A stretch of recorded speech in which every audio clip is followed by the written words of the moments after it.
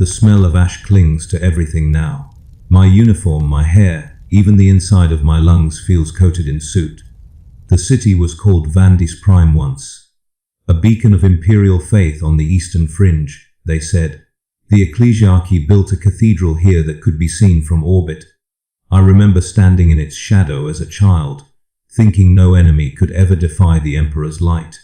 Now that same cathedral is a crater, its spire jutting from the rubble like the rib of a buried god.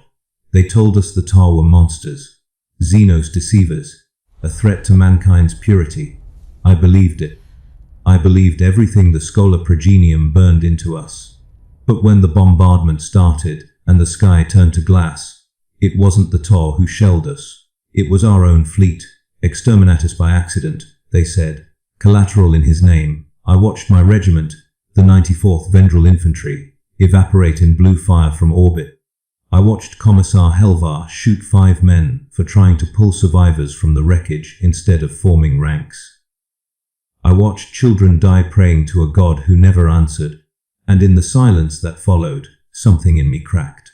Faith, I learned, makes a poor shield against orbital bombardment. We fought for 3 more weeks. Against shadows, against hunger, against each other. No Tor came. Only their drones hovering silently in the ruins, scanning us, observing. They didn't attack. They didn't taunt. They just watched. At first, I thought it was mockery. But one night, when the rations ran out and half our men were eating boot leather, a drone dropped a crate into our perimeter. Inside, clean water, sealed med packs, protein gel, no words, no threats, just sustenance. Helva ordered it destroyed, said it was a trick, Xenos corruption. But half the platoon ate anyway. The Commissar made examples of them at dawn. Execution by laspistol, 1 shot each. He was still reciting the Emperor's creed when a rail round took his head clean off. We never found the shooter. But I remember the sound, a hiss, not a roar, precise, efficient, not a weapon fired in rage. A mercy maybe. That night the drones came back. They hovered just beyond our floodlights, humming low, like they were waiting for something. One of them projected an image in the air. A symbol I didn't recognize then. A circle bisected by a calm straight line. Below it words appeared in low Gothic. The greater good does not burn its own. That was the first time I questioned if we were the righteous ones. The next morning, I buried the Commissar myself. Not out of respect. He was already dust in the warp, but because his corpse stank. The others refused to help. They were too busy arguing whether to follow the Tor beacon the drones had left behind. It pulsed in soft blue light, pointing east, away from the ruins. We had no orders, no command, no faith left, just hunger and fear. So we followed. We walked for days through wasteland that once held Imperial promise. Factories of the Mechanicus now rusting, shrines split open, statues of the Emperor lying face down in mud. Every mile, I felt less like a soldier and more like a ghost haunting someone else's war. The Emperor's name tasted bitter in my mouth. Every prayer I tried to whisper felt like static. On the 5th day, we reached a valley. A clean valley, no ash, no decay. Strange metal towers hummed softly and machines, spherical, graceful, moved among rows of wounded humans and Xenos alike. A single figure waited for us at the center, dressed in robes of white and blue, skin pale and unblemished, eyes calm as still water. He spoke perfect Gothic. "You are safe now," he said. "You are free." His voice didn't command, it invited. And for the first time since Vandis burned, I felt something close to peace. But peace is a dangerous thing to feel when you've been raised on fear. So I asked him what this place was. He smiled faintly. "A colony for those who still believe the galaxy can be better than what you were born into." One of my men, Soren, spat at his feet. "The only thing better than the Imperium," he said, "is death." The Tor didn't react. No punishment, no sermon, just quiet understanding. Then perhaps, the alien said softly, "You have already died." Something in the air changed after that. The sound of servos, the faint hum of railguns cycling. I looked up, and for the first time saw the Tor battlesuit watching from the ridge above, its eyes glowing blue in the dust light. Calm, patient. I realized then, they could have killed us at any moment. They hadn't. Why? That question followed me long after we stepped past the threshold into their camp, and it's the question I still can't silence. Because what if mercy isn't weakness? What if the greater good isn't a lie? What if, Emperor, forgive me, the Tor were right all along? And if they were, what does that make us? The light of the valley pulsed once, soft blue fading to white, and for the first time in my life, I wasn't sure which color was holy anymore. The first thing that struck me was the absence of smell. No promethium, no corpse, sweet rot, no incense masking the stink of open wounds.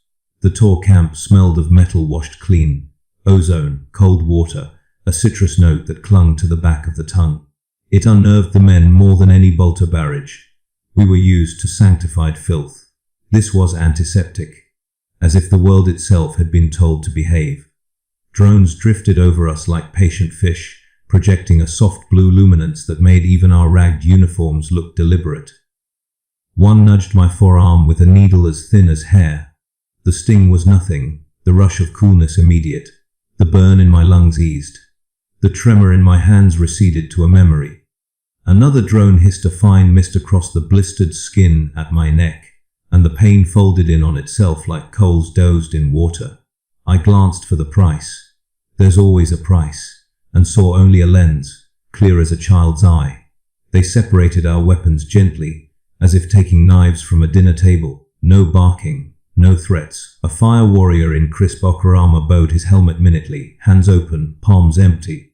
He placed our lasguns into a rack with the same care I'd seen tech, priests reserved for relics. Above the rack, a hollow coil displayed our serial numbers in low Gothic.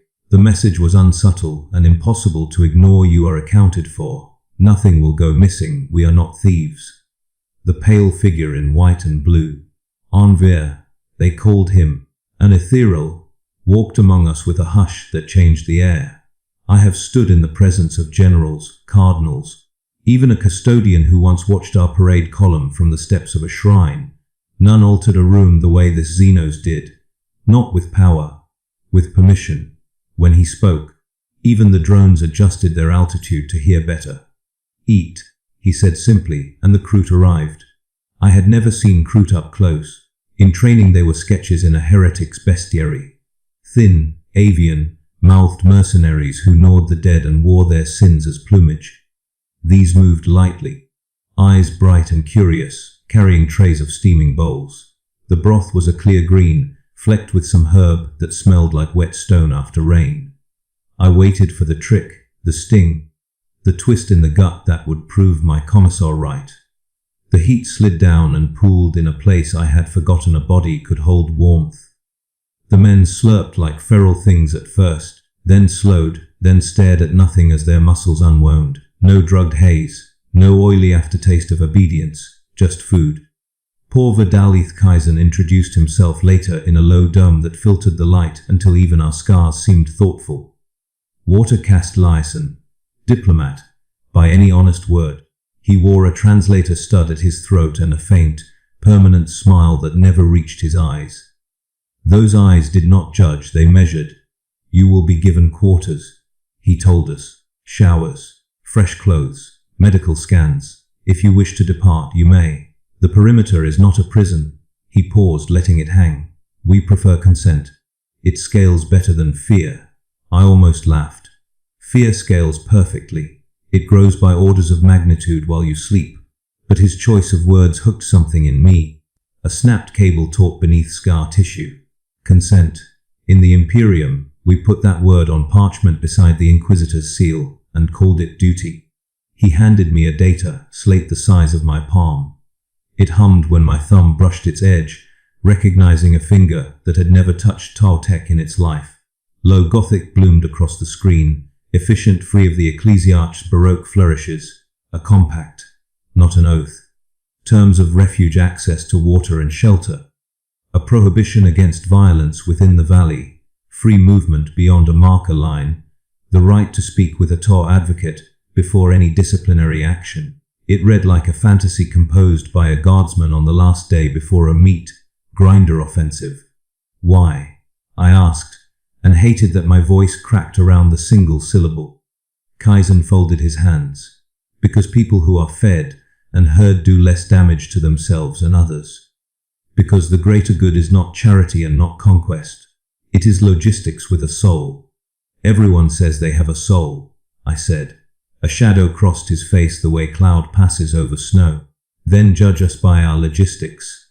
We were assigned to have cylinders that inflated from flat cases with a sound like a sigh. Inside cots that did not sag. A basin that filled when you asked. Fabric folded with an engineer's precision. Soren refused to bathe.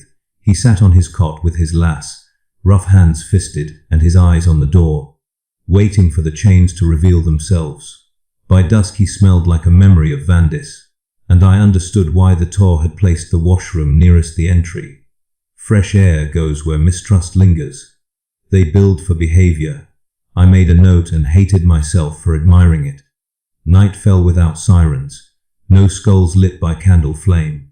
No sermons crackled through the vox about righteous suffering, while administratum ledgers hissed like snakes in dark offices. The valley pulsed with a low, even heartbeat from the towers, and for the first time in months I slept without dreaming of teeth.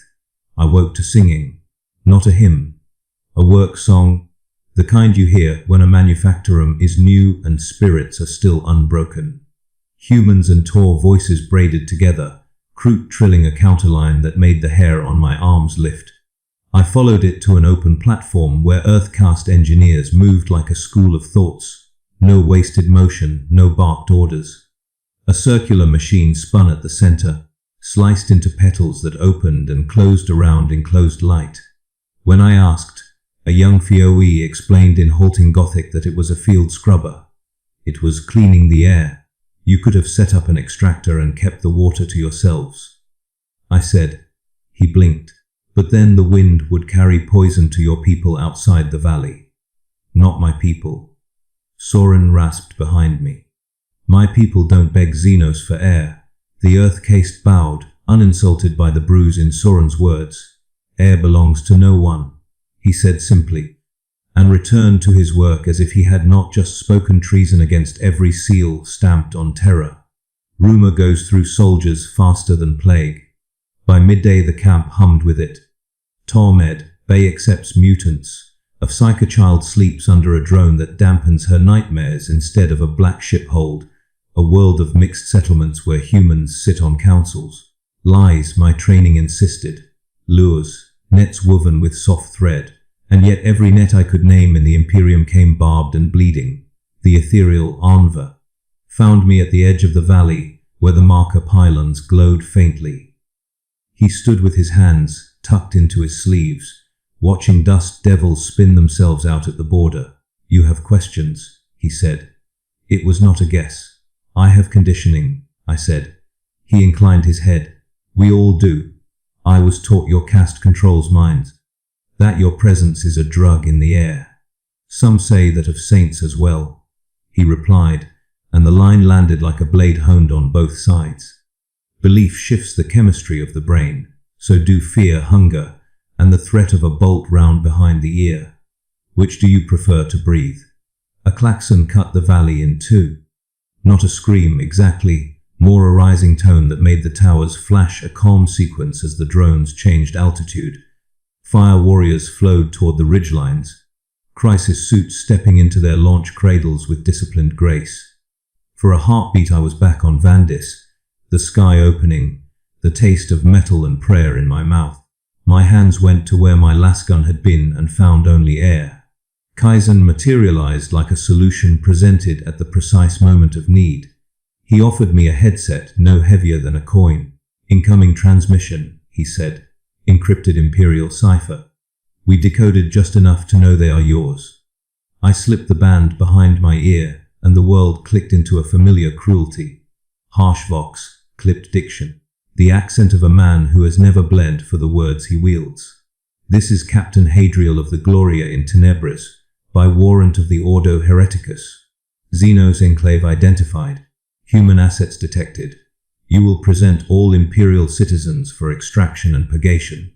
Non-compliance will be met with sanctified lance strike. You have 7 minutes to comply. The headset went cold against my skin. I looked to the ridge. The battlezoots were still, their weapons had not yet lifted. The ethereal's gaze did not change. Kaizen's jaw tightened, a single muscle ticking like a second hand. He did not say "we told you so" with his eyes. He said "decide. Open a channel," I said, and hated the steadiness in my voice because it felt like betrayal and promotion at once. Kaizen nodded. "They will not hear me," he said. "They will hear you." "Because I sound like them," I said. "Because you are them," he corrected, and handed me the mic. The sky above the valley trembled with the shadow of a ship large enough to eclipse the sun. I could feel the calculus happening inside it. The weight of the lance batteries, the number of refugees deemed acceptable losses, the purity of a page soon to be stamped actioned. 7 minutes shrank like a cut vein. My breath fogged the mic. I saw Soren at the edge of the crowd, eyes bright as a flare seen through smoke. Behind him, a little girl, the same one whose cough had kept a platoon awake for 3 nights, held a drone's hand like it was a pet. I keyed the vox and found my voice where I had never left it, in the place where orders live after the last prayer dissolves. Gloria in Tenebris. This is Lieutenant Maravel of the 94th Vendral Infantry, acting survivor representative. Your targets are unarmed refugees in a medical camp. If you fire, you will burn Imperial children on Xenos mercy beds while your purity seals curl in the heat. Do not. The channel spat static, and a new voice slipped through silk over wire. "Lieutenant," it said, "how fortunate you survived long enough to confess." Kaizen's hand hovered near the cutting switch. He did not touch it. The shadow above us brightened, thin lines sketching themselves down the ship's hull as lancers woke with hungry light. The ethereal's eyes found mine without pressure or plea. "Choose," he said quietly, and the sky began to open. The lance's first kiss would have been a clean thing, one bright cut through tent and timber, a geometry of heat that turns flesh to light and leaves nothing to mourn. I pictured it in the sterile clarity of a soldier trained for obliteration targets, vectors, fire control. I told myself I would recognize the smell: seared blood, singed cloth, the thin metallic aftertaste of an exploded chest cavity. I had smelled it enough to catalog it in my sleep. I had dreamed of it. I had carried it in the hollows beneath my ribs. Instead, I heard Soren laugh. It was a small, ugly sound, but it lashed at me like a rope. He laughed because standing at the edge of the camp, where the marker pylons winked like warning beacons, he realized there was nowhere left to run, and nowhere he wanted to die that didn't feel stupid. He laughed because the choice pressed onto us like a machine with teeth: live and betray, or die and keep a lie unbroken. The laugh folded into a sob, and then into a curse leveled at the Imperium, at the ecclesiarchy, at the administrators who sold levs like ration chips. "Lieutenant Mara," Kaizen said, voice so soft I had to force my ears to hear the syllables. "Speak their truth. Your commander is ordered to purge." I said into the mic, and it felt like throwing a torch into a mausoleum. "Your lance will burn a hospital. You will stain your hands with children." The ship's reply was a chorus of bureaucratic calm. "This is Captain Hadriel. Non-compliance will be recorded. Sanctioning authority stands. You have 2 minutes. 2 minutes is a long time. It stretches and bows the heart into memory. It gave me time to see faces, to catalogue them with a cruelty I'd been taught to hide. The little girl with the cough, whose hair had been braided by a Tau nurse. The old sergeant who had stood watch until his knees gave, and now snoozed with a dental brace clenched in his jaw. A psycho child curled under a drone that hummed lullabies in a voice that should have been mechanical, and instead sounded like a mother's. I heard, beneath all of it, something I had not expected: the valley's own machinery, the scrubbers and filters and water harvesters, all synchronized like a heartbeat. They surged as one, not in fear, but as if in readiness for a task. The Tor do not worship, I thought. They engineer. And yet there was a ceremony in their movements, a patient choreography that turned maintenance into ritual. I had been taught to call it alien. Now, I could not find a word for it that was not a compliment. A fire warrior stepped forward, head cocked at the ship's shadow, his carapace polished like a Promethean mirror. He looked nothing like the boiled caricatures blasted into pamphlets back on Vandis. He looked like a patient machine designed for precision. He raised his hand, and the skull on his shoulder plate flashed a symbol I recognized, a Kula. Someone had painted it there. Someone had defaced a defiler's mark by adding a symbol of an empire that itself had been defaced long ago. You speak for them, the fire warrior said in halting Gothic, the dialect clipped but accurate. I speak for people who have a name, I said. If you are going to make war, make it with honor. Kill me first. He hesitated, a micro-decision visible in the minute tilt of his chin. In his pause I heard the ship above us recalculate. The lance array warmed another few degrees in the void. Kaizen placed his hand gently on my shoulder, a gesture so human it hurt. Lieutenant, he murmured, tell them what it means. What does it mean? I snapped. The choir of voices in my head, the Commissars, the chaplains, the echo of the Emperor himself, argued to be heard. What does it mean to side with the Xenos? Does it mean I don't love my brother? Does it mean I have turned traitor? It means I chose not to burn children to prove something to a god who cannot see beyond his own throne. Silence on the channel. The carriers in orbit made a sound like distant thunder, the ships calculating what would be required to cleanse a valley. Tons of ordnance, sacrificial mathematics, a chapel of flame. Then a voice came through the mic that I did not expect. It was older than Hadriel's clipped official tone. It shook with a tiredness that cut through radio static like cold steel through cloth. Lieutenant Vell, it said, you were my Vox officer once. You know the code. We will not sanction this. For a second I did not know whose voice it was. The cadence belonged to someone who had read too many prayers, who had sung too many funerals. Then I realized the voice was the ghost of an old regimental mentor, a man who had taught me the precise pronunciation of orders and the geometry of retreat. His authority had been dead 3 years. Someone was using his account pretending immunity. Or the Ordo had someone with a conscience. Or the warp had started to leak miracles. Kaizen's jaw tightened. It is subterfuge, he said. They will not be moved by conscience. They will be moved by spectacle. A flare marked the seconds. The shadow above us thickened, the ship reoriented. A heat bloom traced the hull. The valley's scrubbers pitched, and fountains of fine mist sprayed along the perimeter, refracting that harsh light into a field of tiny suns.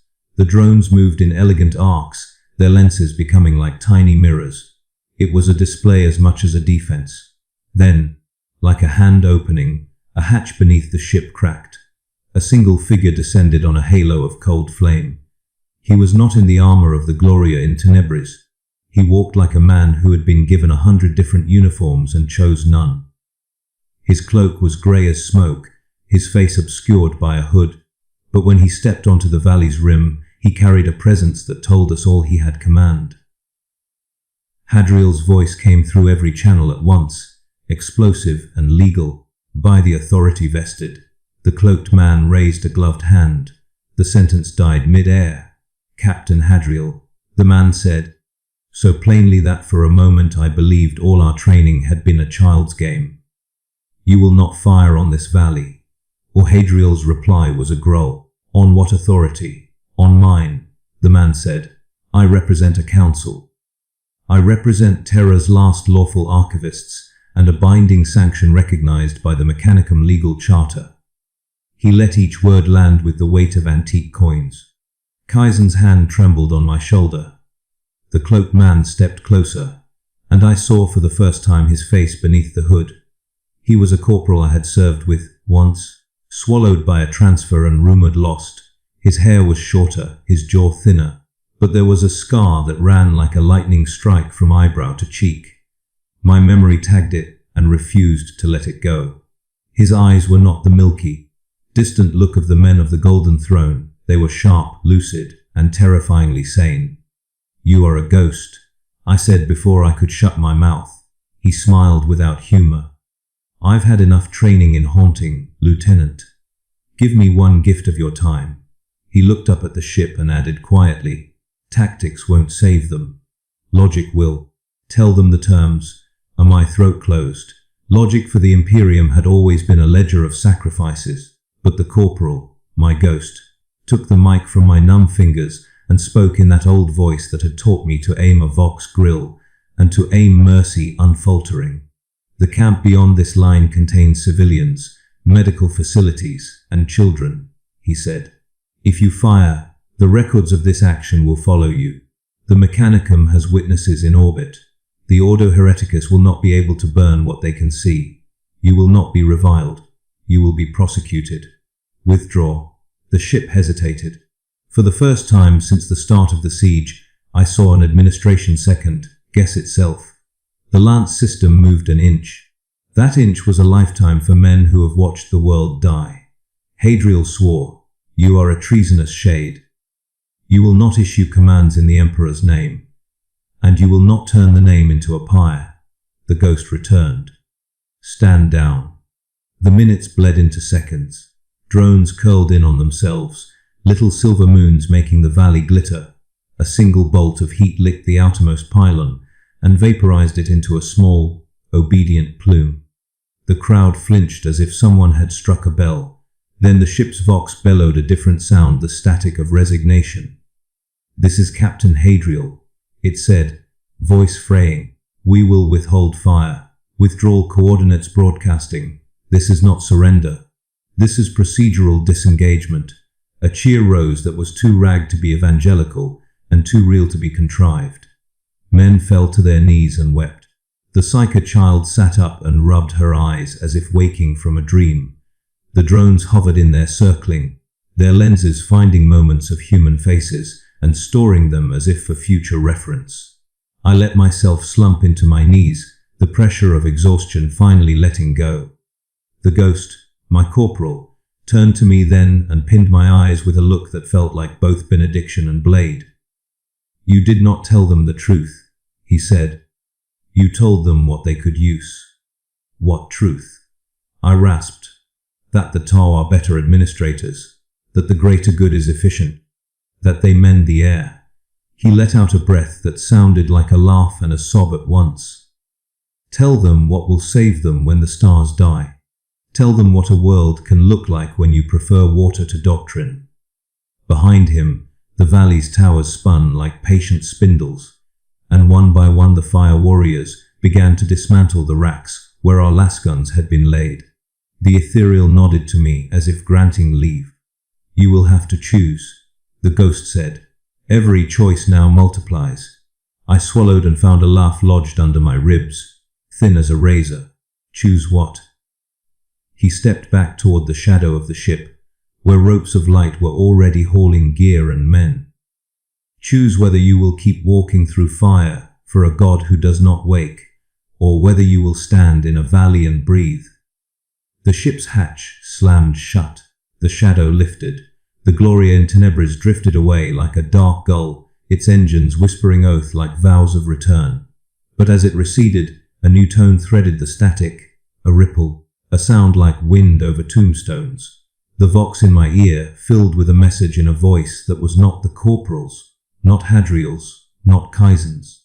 It was a whisper threaded with laughter and the cold clarity of a thing that has seen millennia. "Endure."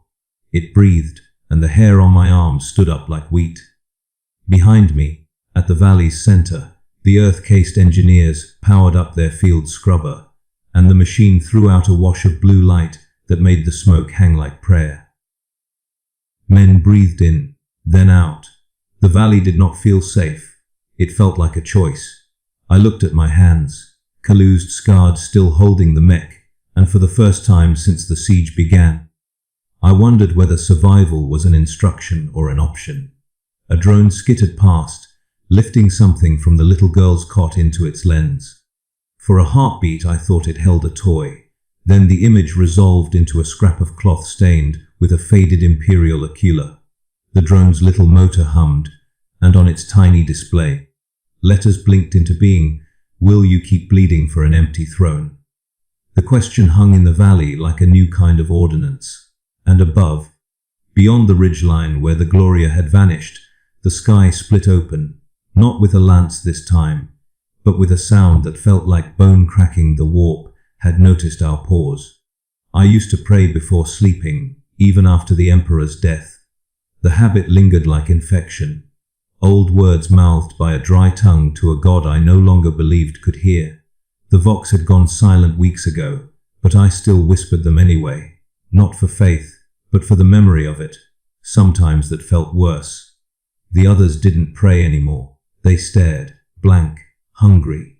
The kind of hunger that wasn't for food but for reason. One night, a trooper named Callis asked me what Orly even meant. His eyes were wide, pupils pinpricks of fading sanity. I told him it meant purity. He laughed until blood came up his throat. Then the Imperium was never holy, he said, because we were never clean. He died the next day. Infection maybe, or despair. Out here they were the same thing. I found myself thinking about what he'd said as I scavenged through the manufactorum's ruins.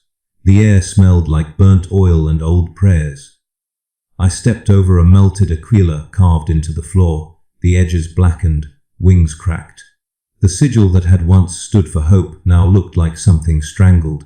There was a time when I'd seen propaganda slates about the Tau. The blue-skinned Xenos preaching unity and logic. Heresy, they called it. They said the greater good was slavery disguised as harmony. But now, crawling through what was left of the Imperiums, divine order, I wondered if they'd been wrong. At least the Tau didn't worship corpses. The thought sickened me, it should have. But the more I stared at the sky, the more it made sense. Faith had given us nothing but death. Maybe obedience had been the true sin. That night, I dreamed of clean cities, impossible things. Towers that gleamed under stars not yet devoured by the warp. People walking without fear. Machines serving, not enslaving. A lie maybe, but a beautiful one. When I woke, my hands were trembling. The whisper that had once said, "Endure," said something new. Question, and I did. If the Emperor was mankind's salvation, why had he needed so much blood to build it? Why had every prayer sounded like a confession, every victory like another sin? The walls around us groaned as if the planet itself was listening. Maybe it was. When I looked at the others, I could see it spreading. That same question behind their eyes. They didn't speak it aloud, but I saw the doubt simmering beneath their silence. It was contagious. Faith had once kept us alive. Now it was killing us. And somewhere deep beneath terror's rotting crust, I could hear something else stirring. Not Horus, not Daemons. Something colder, rational watching, like an idea waiting to be believed in again. The nights had grown longer. Time didn't work right anymore. The sun over terror flickered like a dying bulb, sometimes bleeding light, sometimes vanishing entirely.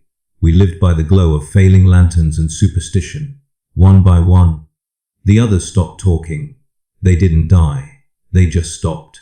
As if words had no meaning left in a world where gods had proven mortal. I stayed awake to keep the silence from swallowing me.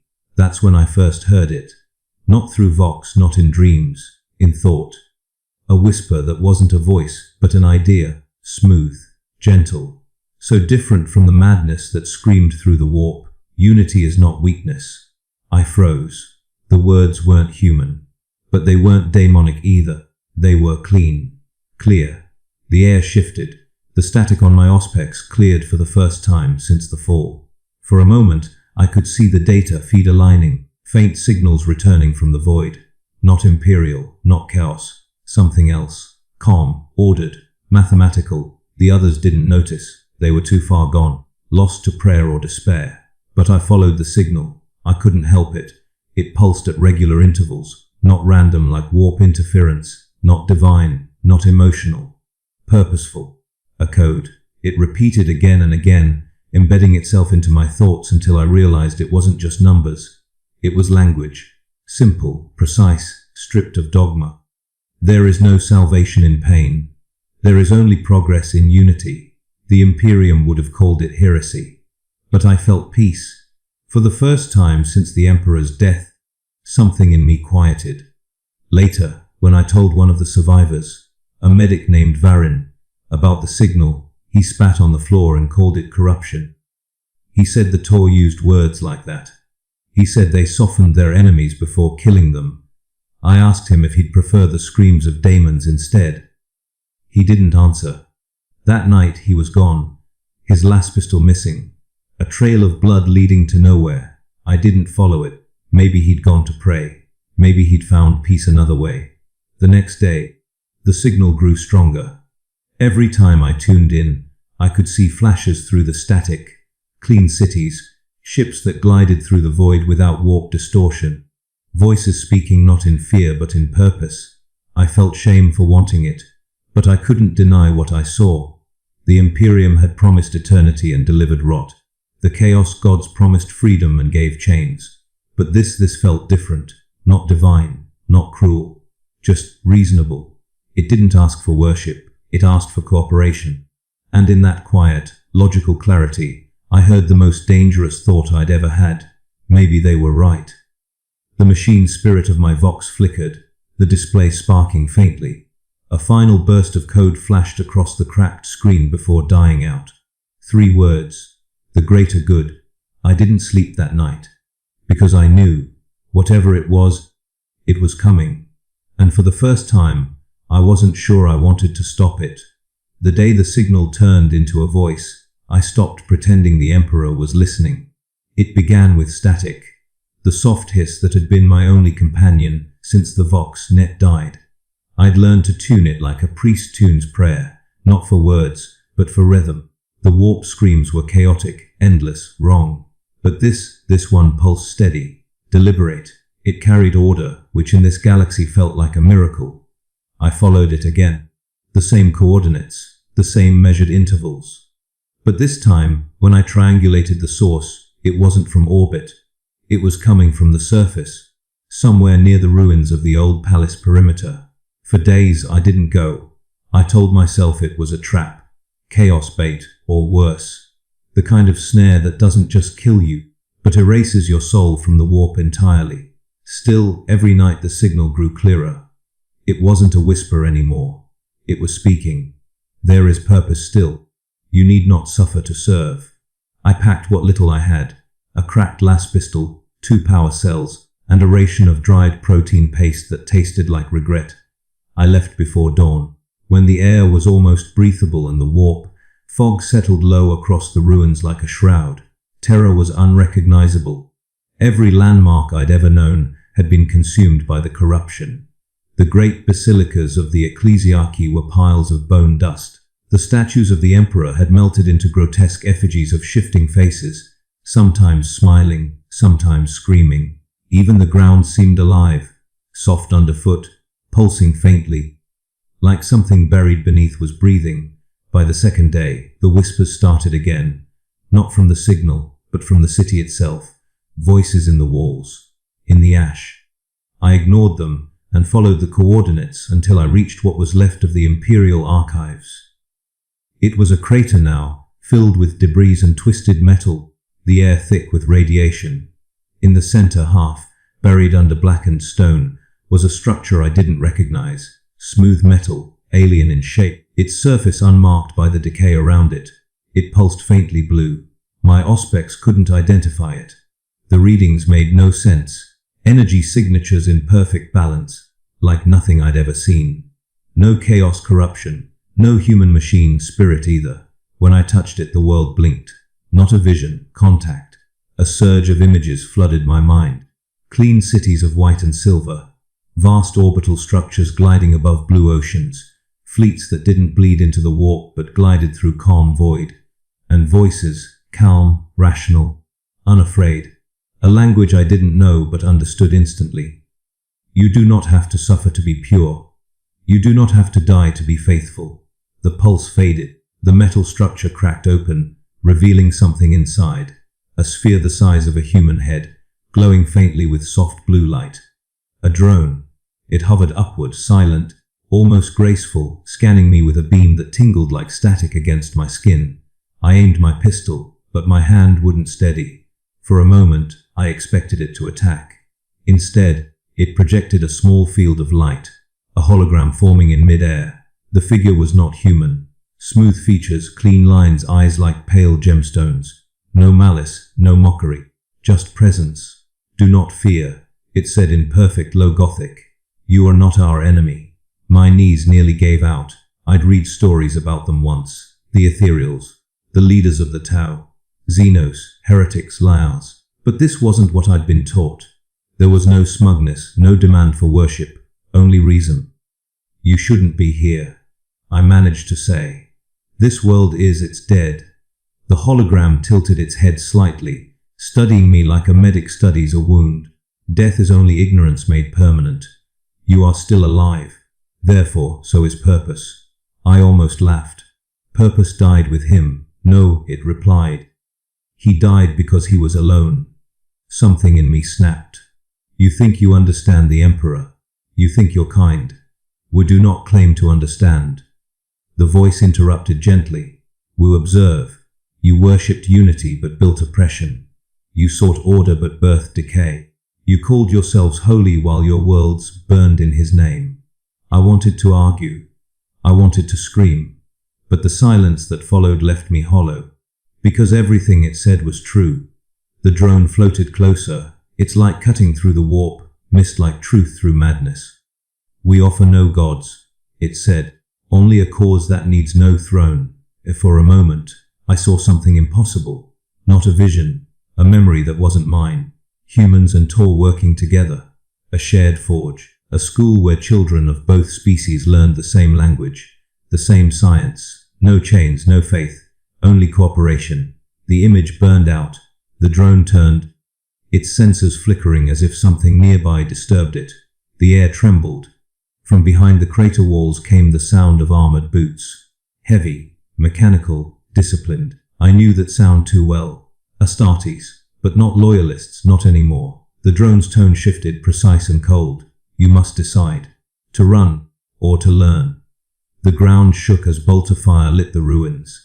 The blue glow dimmed. The last thing I heard before the signal cut out was a whisper, softer than breath. "Remember this, the greater good does not demand blood." Then the world exploded. Shrapnel ripped through my side. The air turned to fire.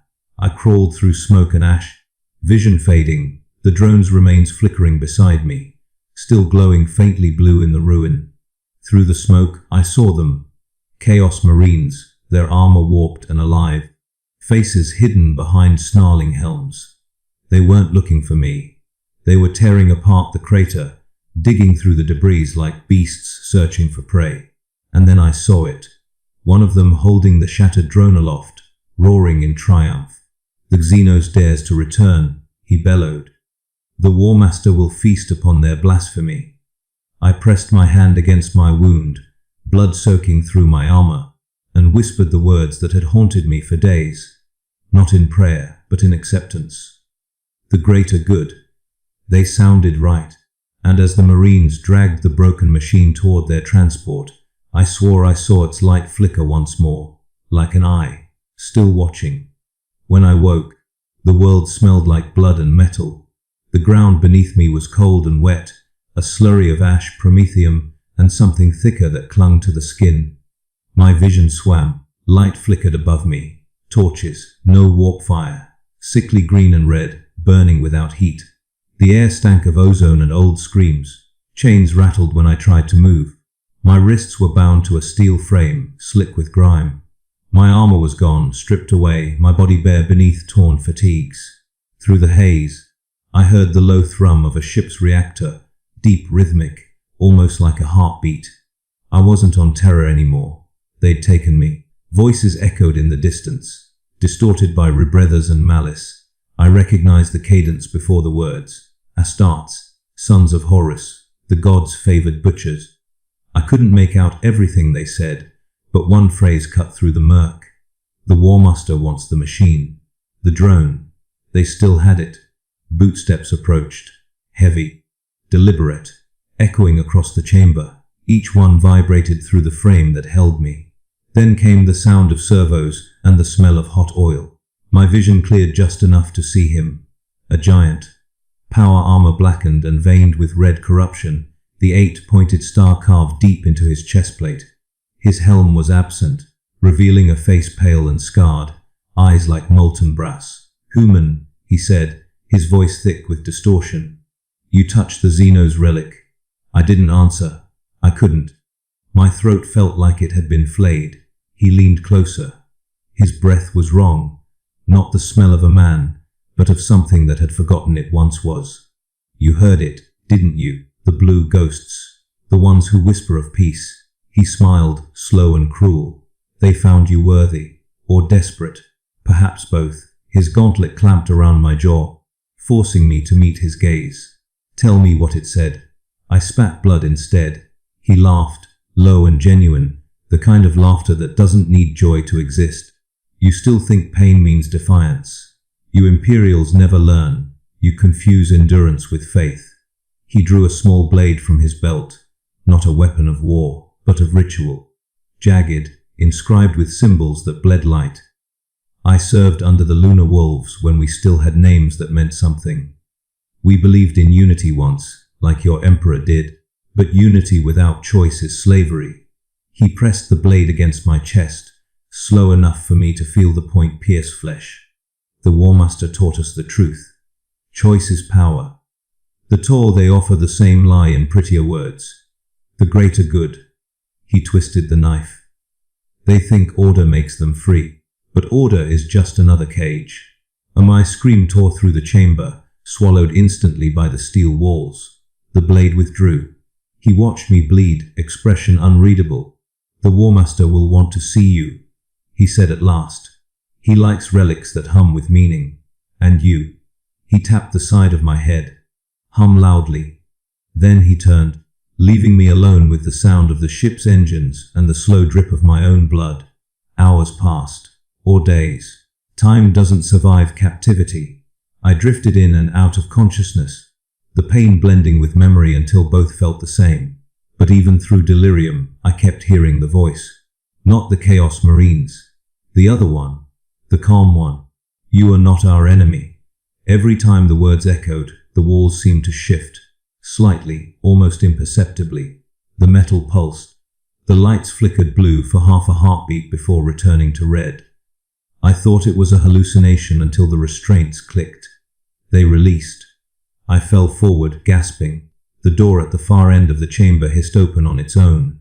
No guards, no alarms, just cold air and a faint hum. The same pulse I'd heard before. Faint, rhythmic, deliberate.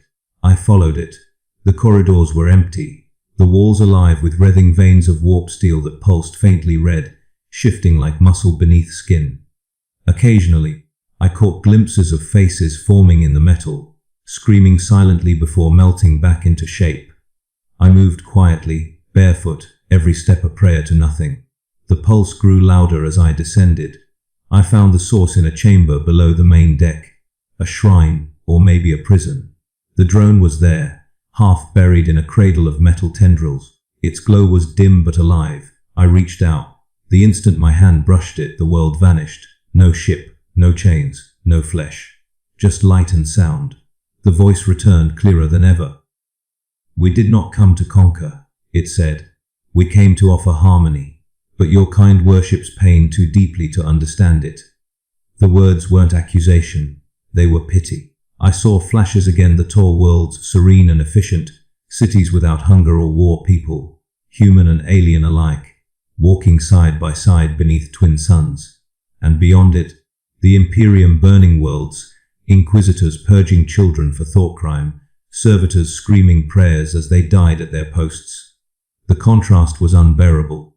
"Why show me this?" I whispered. "Because you still believe in something," the voice answered. "You believe belief itself can save you. It cannot. Only understanding can." The chamber shook. Somewhere above, alarms blared. The vision began to fade. The drone's light flickered faster, almost panicked. "They have found us. You must go." The world snapped back into focus just as the doors burst open. The Chaos Marine from before charged in, his bolter roaring. I dived for cover. The drone screamed, a sound of pure data and light, and exploded in a surge of blue fire. The shockwave flung us both across the room. When I crawled to my knees, the Marine was gone, or rather, what was left of him had fused to the wall. Armor and flesh melted into the ship's skin. The air stank of ozone and burnt warp residue. In the center of the blast, something floated, a small shard of the drone, still glowing. It pulsed once, faint but steady, and I realized the voice hadn't gone silent.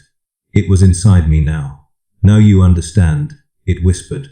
You cannot kill the idea of peace. You can only delay it. The ship's hull groaned. The warp outside screamed. Sirens blared through every corridor.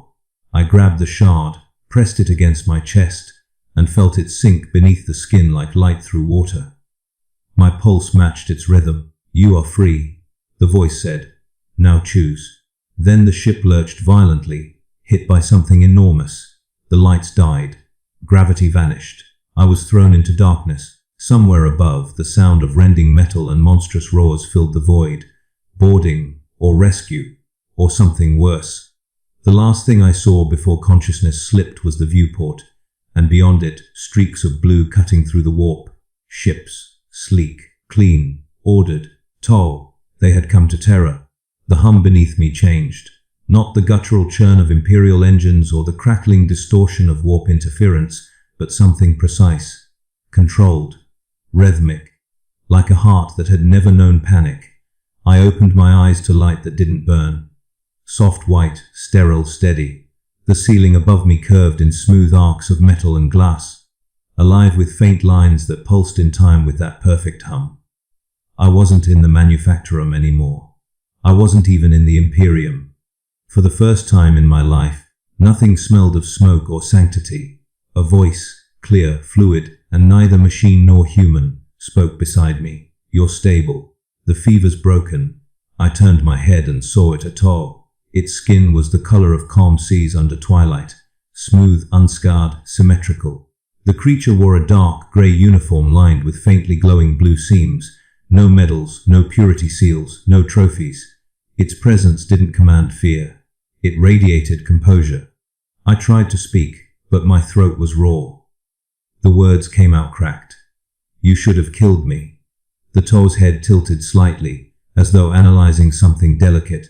You are not our enemy, it said. You are proof. Proof of what? That even faith can be healed. I sat up too fast. Pain shot through my ribs. Cracked bones and burns covered in alien synth, bandage that felt like cool silk. The Tor stepped closer, its movements unhurried. You were dying when we found you near the ruins of the palace. Your physiology is resilient.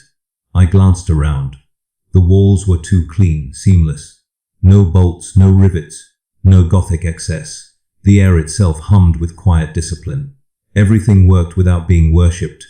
It made my skin crawl. Where am I? The Tor pressed a hand against a panel, and the far wall dimmed into transparency. Beyond it, the stars. But not the stars I knew. Terror hung below us, if it could still be called that. Once the cradle of mankind, now a corpse of black continents veined with green light. Its atmosphere pulsed faintly like a dying lung. I didn't realize I was whispering. The Emperor's world is rotting, the Tor finished. But it can be rebuilt. Be you, I spat. Be those who understand that life does not belong to gods, they said softly. It belongs to those who live it. Their calmness was infuriating, heresy wrapped in serenity. I wanted to scream, to demand they stop speaking like saviors. But my voice failed, because deep down, something in me, something quiet and ashamed, agreed. The Tor gestured toward a hovering console. It came alive without touch, symbols shifting into shapes even I could read. An image appeared, cities clean and alive, towers of crystal and alloy, humans walking alongside Tor beneath clear skies. No sermons, no chains, no screaming faith. Guvesa, the Tor said. Humans who joined us long ago. They live free, not as slaves or zealots. They work toward the greater good. The phrase struck like a memory. The same signal I'd heard in the tunnels. The same words the drone had whispered before it died. The greater good, I repeated quietly. Yes, said the Tor. It is not control, it is cooperation. A design greater than ego, Every being has purpose, no waste, no war without reason, no worship of death. You're saying you're better than us. The Tor didn't flinch. War saying you could be. Their eyes, too large, too still, watched me with something unsettlingly close to empathy. You fought for an Imperium that devoured its own sons. You prayed to a god who left you deaf, and yet you survived. That means you were never meant to die for him. You were meant to live for something else. I didn't answer. Couldn't. The Emperor's face flashed in my mind, not radiant, not divine, but broken, lifeless, entombed. The throne consuming him. A god in name, a machine in truth. I thought of the billions who died every day just to keep the illusion of his light alive. Your silence tells me you already know, the Tor said. The Imperium is not holy. It is terrified. The ship shuddered suddenly. Lights flickered. The Tor turned sharply to the wall console, scanning streams of alien code. Its voice dropped lower, controlled but tense. They've found us. Woo. Before the word left my mouth, alarm screamed, a sound deeper than metal, more primal. The deck trembled under my hands. The transparent wall flashed red, and beyond it, something massive moved across the void. At first, I thought it was a ship. Then I saw the faces. Thousands of them, carved into a single living hull of flesh and steel. Eyes glowing green and gold. Mouths open in eternal chant. The air itself vibrated with their prayer. Imperials, the Tor hissed. Or what's left of them. I pressed against the glass. It wasn't an Imperial fleet. It was a cathedral adrift, its engines beating like hearts. Gothic towers jutted from its spine, each one a shrine of agony. The Aquila sigil on its prow was broken, one wing gold, one blackened. They shouldn't exist, I whispered. They shouldn't, the Tor agreed.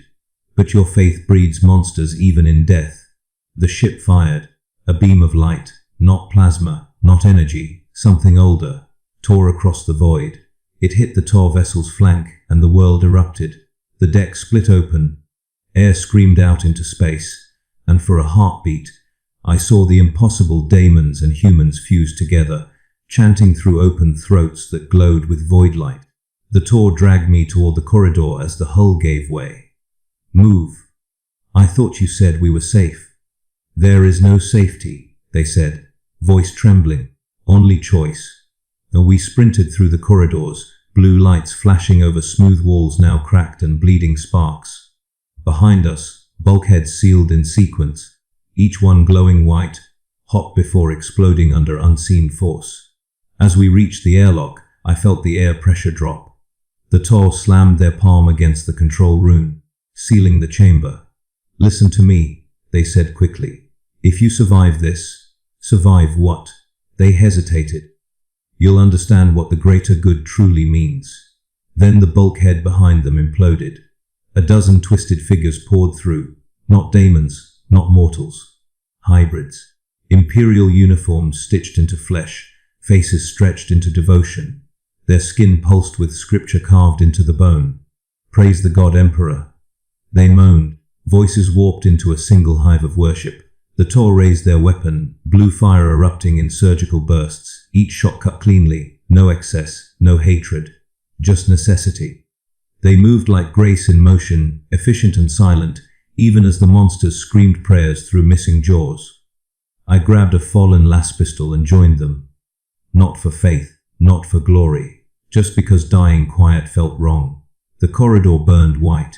Bodies, or what passed for them, fell twitching, chanting even as they died.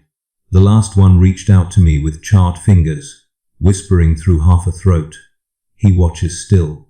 Then it collapsed. The Tor stood motionless for a moment, weapon smoking, breath steady. You see now, they said softly. Faith does not end war. It sustains it. I wanted to deny it, but the words tangled in my throat, because they were right. Before I could respond, another explosion rocked the ship, throwing us both to the floor. The hull screamed as atmosphere vented through a new breach. The Tor grabbed my arm and shoved a breathing mask over my face. Stay close, they said. The drop, pod bays below. The corridor bent inward, metal folding like paper under invisible hands. We ran, slipping through half-melted passageways, sparks cutting across the air like fireflies. At the end of the hall, a faint blue light blinked, a pod, still active. We dove in. The Tor hit the release. The pod tore free of the dying ship, spinning violently before stabilizing. Through the viewport, I saw the Tor vessel consumed in a bloom of light and shadow. Then, the darkness of space, and beyond it, the glow of something vast. Terra's surface, alive again, veins of blue light crawling through the black crust like electricity through muscle. The Tor looked at it, then at me. "You asked what the greater good was," they said quietly. The pod began to descend. "It's this," they whispered. "The choice to rebuild what your gods destroyed." I stared at the world below, and for the first time in my life, the sight of terror filled me with something that wasn't devotion or despair. It was curiosity. The pod hit atmosphere. The hull glowed red. The sky turned to fire, and the last thing I heard before impact was the Tar's voice. Clear, steady, utterly sure. "Let's see if humanity deserves to be saved." Impact. That's the only word that fits. The pod hit what was left of terror like a comet, the hull screaming in protest. Metal folded, restraints snapped, and I blacked out for less than a second. When my vision cleared, I wasn't sure if I was alive or caught in the slow decay between realities. The world outside wasn't the terror I remembered. It wasn't even the corpse I'd seen from orbit. The surface shimmered, fractured between life and death, light and ash. Every step the pod took as it ground across the terrain sparked faint trails of blue fire that clung to the air like ghosts. The Tor beside me, the one who'd pulled me from ruin twice now, was already moving. Their body flowed with mechanical precision, not panic. They pried open the hatch and leapt down into the strange soil. It wasn't dirt. It was like ground glass and living membrane fused together. Every footprint left a brief pulse of bioluminescent veins before fading into stillness. I followed. The air was clean, unnervingly so. No smoke, no blood, no incense. Just a sterile sweetness that reminded me of medici wards before the scream started. In the far distance, towers rose, not imperial spires, but sleek monoliths of black alloy and pale stone. They hummed faintly, alive with energy. "What is this place?" I asked. The Tor turned to face me, the faint blue glow of their optics reflecting the strange light from the ground. "It was once the cradle of your species. Now it's being reborn." Reborn. The word didn't sound like hope. It sounded like inevitability. I took a step forward. The ground flexed beneath my boot, rippling like muscle. I froze. "It's alive. Everything that survives long enough learns to adapt," the Tor replied. "Even planets." In the distance, I saw movement. Figures, tall, humanoid silhouettes, walked along the ridgelines. At first I thought they were soldiers, maybe Imperial survivors. But when the light shifted, I saw their faces. Human, but wrong. Skin too smooth. Eyes too calm. They moved in perfect synchronization, no wasted motion, no noise. Each carried something. A device shaped like a lantern, emitting slow pulses of light. They weren't patrolling. They were tending to the ground, cultivating it. The Tor noticed my stare. They're called the Integrated. Former humans. Volunteers. Volunteers for what? To become part of the next phase of life. I wanted to laugh, to mock it as Xenos propaganda, but the memory of the Imperium's volunteers silenced me. The ones pressed into service, burned for faith, broken for purity. Maybe these weren't so different. Maybe they were worse. One of the Integrated turned toward us. Its face was expressionless, but when it spoke, the voice was familiar. Human old, weathered, a soldier's. "You don't need weapons here," it said. "There's no war left to fight." The Tor responded in a language I didn't understand. A sequence of clicks and harmonics that vibrated through the air. The Integrated nodded once and walked away, light flickering across their frame like sunlight through water. "They were once like you," the Tor said. "Broken, lost, bound to a faith that demanded their suffering. We gave them purpose again, be turning them into machines. be freeing them from choice. I felt my stomach twist. That's not freedom. It is peace. I looked out at the horizon, at the monoliths, at the silent order of this new world, and felt something in me fracture. Because deep down I couldn't tell if the Tor were wrong. The Imperium had enslaved mankind through worship. Chaos enslaved it through desire. The Tao's empire enslaved it through harmony. Every path led to the same destination, obedience. But the Tao's version was quiet, clean, beautiful. And beauty was the most dangerous kind of prison. As we moved toward the nearest monolith, I began to hear it again. The whisper. The one that had followed me through fire and void. But this time, it wasn't the Emperor's voice. It wasn't Horus's either. It was something new, softer, more precise. Endure and evolve. I stopped walking. The Tor turned back. You heard it too, they said. My mouth went dry. What is it? They hesitated. For the first time since I'd met them. The song. The network that binds every living being aligned with the greater good. It is communication, consciousness, and compassion. United. It's the warp. Their tone sharpened. No. The warp is chaos without discipline. This is order made perfect. The song is what the warp could have been if humanity had not poisoned it with faith and fear. As they spoke, I could almost hear it more clearly, a hum beneath thought, calm, infinite, terrifying in its perfection. The Tor looked toward the monolith. Would you like to hear it fully? Every instinct screamed no. But my curiosity, that trait the Imperium had tried to beat out of me, betrayed me again. Show me. They placed their hand on a panel embedded in the base of the structure. It responded instantly. Lines of blue light spreading like veins across the stone. The hum grew louder, not through sound but through understanding. Images flooded my vision, not hallucinations, memories that weren't mine, a hive world rebuilt without pollution. Machines serving humans, not the other way around. Children learning without fear of heresy. Soldiers fighting only to protect, not to conquer. Then came the other visions. The price. Dissenters disappearing into the integration chambers. Individuality erased, not by torture, but by persuasion. A rewriting of the self until no conflict remained. Those who resist threaten unity. The Tor said softly beside me. They are not punished. They are harmonized. On my knees almost gave way. You erase them. Wu remove their pain. They corrected. I wanted to argue. I wanted to scream that this was worse than tyranny.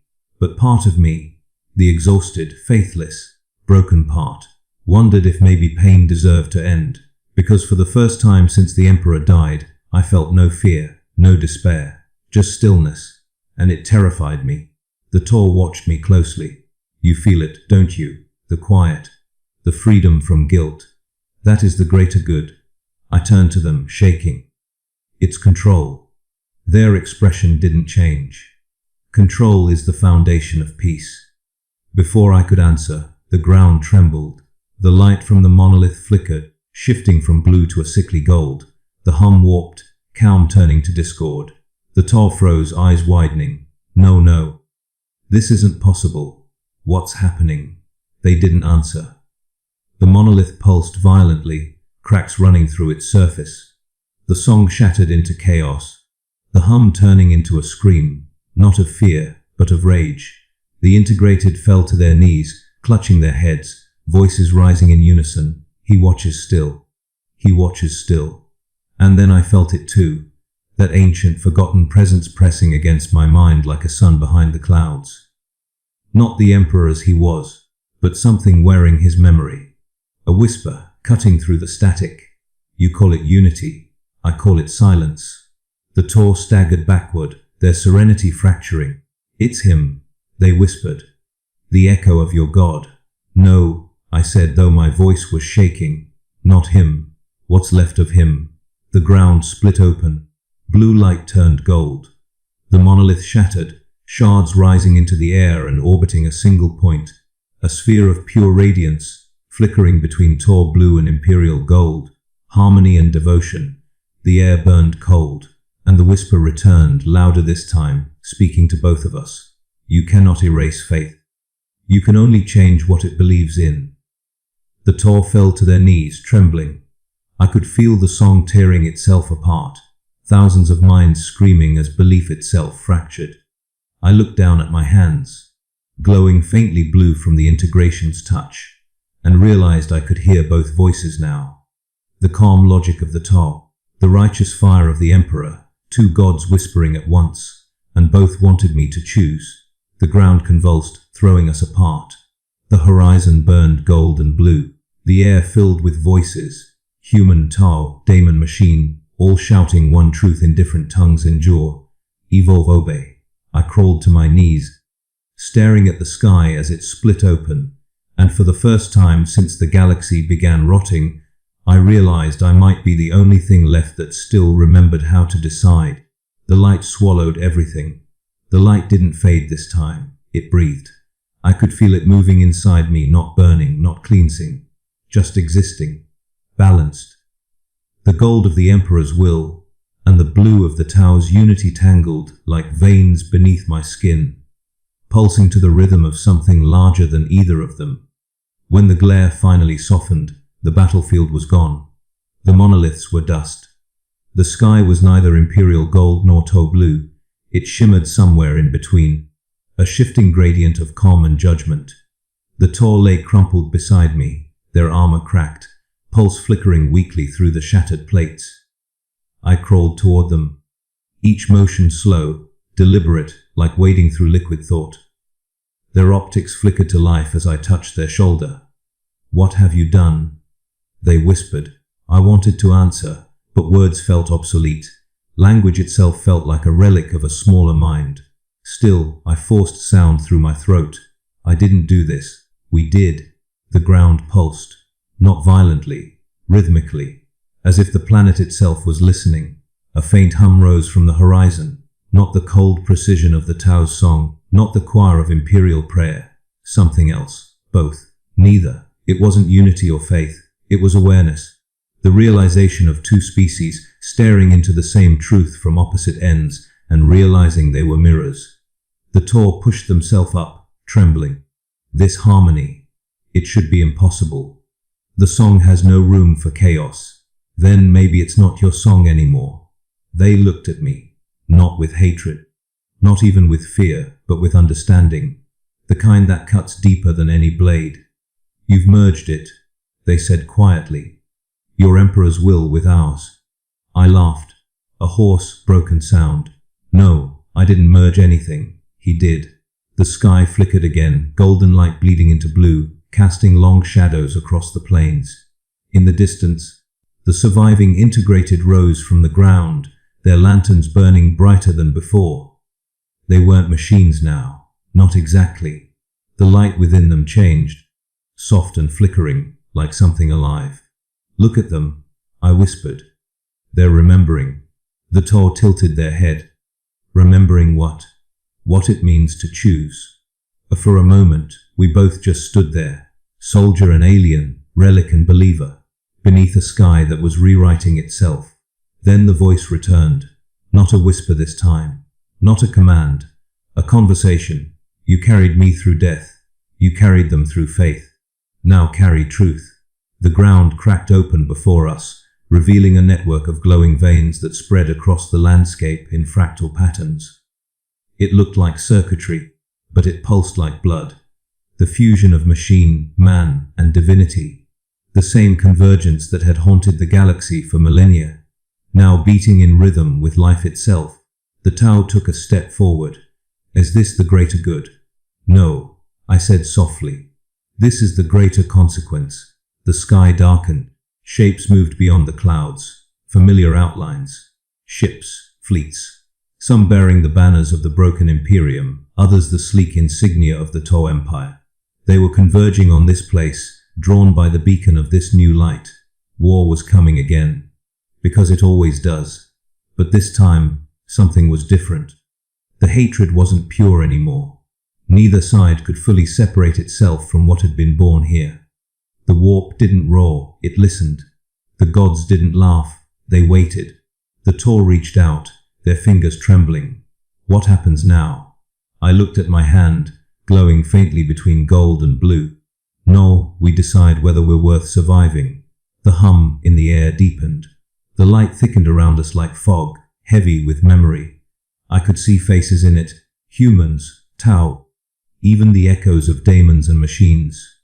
All watching, all waiting. I felt the Emperor's presence again, but it wasn't the towering radiance of divinity. It was the quiet weight of something human. The voice of a man who'd once dreamed of saving his species and ended up caging it instead. You see it now. The faith that chained you was not holy. The logic that freed you was not mercy. Only the balance between them is truth. I looked at the Tau. They looked back.